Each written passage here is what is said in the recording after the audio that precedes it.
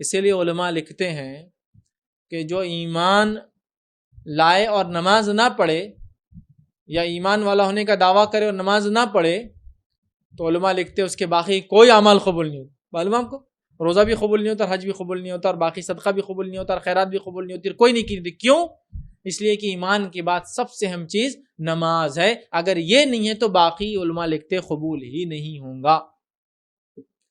یہاں بھی دیکھیے اللہ نے کیا فرمایا، جو عمل اس کو فرض سب سے پہلے پوچھا جا رہا ہے وہ کیا ہے؟ اس نے نہ تو تصدیق کی، فلا صدق ولا صلی، تصدیق بھی نہیں کی، نماز بھی قائم نہیں کی. تو یہ بڑی اہم چیز ہے کہ ہم حق کی تصدیق کریں اور کیا قائم کریں؟ نماز کو قائم کریں. موقع نہیں کہ ہم نماز کی فضیلت، اس کو قائم کرنے کی اہمیت، اس کا ثواب، فرض نماز کا ثواب، موقعہ کا ثواب، سنتوں کا ثواب، نفل نمازوں کا ثواب. ارے اتنی چیزیں اتنی زیادہ ہے کہ میں بیان نہیں کر سکتا ہوں. عصر کی نماز کے تعلق سے کہ جس شخص کو عصر کی نماز چھوڑنے کا غم بتا دیا جائے کہ عصر کی نماز چھوڑنے سے کیا غم ہوتا ہے، کیا تکلیف قیامت کے دن، تو عصر کی نماز چھوڑنے کی تکلیف اگر بتا دی جائے، جو غم اس کو قیامت کے دن ہوگا، حسرت جو عصر کی نماز چھوڑا تھا وہ یہ ہوگا، اتنا غم ہوگا جیسے کہ اس کے پورے رشتہ دار مر گئے اور پورا مال اس کا لٹ گیا. ایک ہی ساتھ خبر آئی سب رشتہ دار مر گئے اور پورا مال لٹ گیا، اتنا غم ہوگا ایک عصر کی نماز چھوڑنے کا. حدیث کے الفاظ.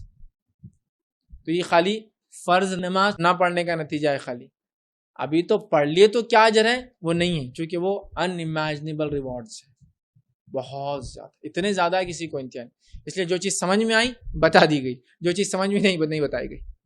فجر کی 2 رکعت نماز کے تعلق سے جو فرض نہیں، سنت ہے، نماز سے پہلے موقعہ ہے، یہ پڑھنے کا اجر یہ بتایا گیا دنیا وما فیہا، دنیا اس میں جو کچھ اس سے بہتر ہے.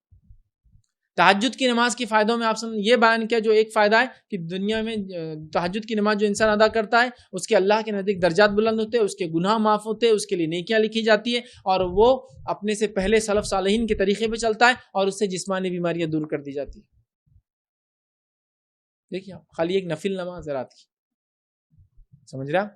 نفل نمازوں کی اور نفل عبادت کی اہمیت یہ بتائی کہ جب بندہ نفل میں آگے بڑھتا ہے، جو اللہ کی توفیق سے ہوتا ہے آگے بڑھتا ہے، تو ایک مقام یہ آتا ہے کہ بندہ اتنا آگے بڑھ جاتا ہے کہ اللہ اس کا ہاتھ بن جاتا ہے جس سے وہ کام کرتا ہے. جس کا معنی یہ چیز ایک مثال ہے، مطلب اللہ اس سے ہر چیز صحیح کام لیتا ہے. تو اس کی آنکھیں بن جاتا ہے جس سے وہ دیکھتا ہے، مطلب ہر چیز وہ جو دیکھتا ہے صحیح دیکھتا ہے. اس کے کان بن جاتا ہے جس سے وہ سنتا ہے، اس کا معنی یہ ہر چیز وہ جو سنتا ہے وہ صحیح ہوتی ہے اور وہی سنتا ہے.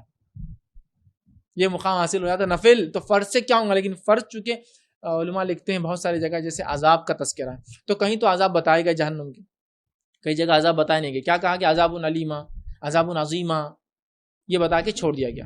عذاب شدیدہ، بہت سخت عذاب، بہت بڑا عذاب، بہت دردناک عذاب، شدید عذاب، یہ کہہ کے چھوڑ دیا گیا. اور کچھ جگہ ڈیفائن کیا، پیتل کے ناخن آئیں گے، یہ کریں گا، یہ کھائیں گا، خون پیئیں گا، پیپ پیئیں گا.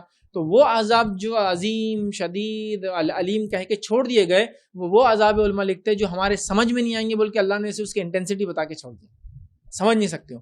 تو ویسے نیکیوں میں بھی بہت ساری نیکیاں ایسی ہیں جو ہم سمجھ نہیں سکتے بلکہ ڈیفائنڈ نہیں ہیں، لیکن ہم اس کے نفل سے اس کے فرض کا اندازہ لگا لے سکتے ہیں. سمجھ رہا؟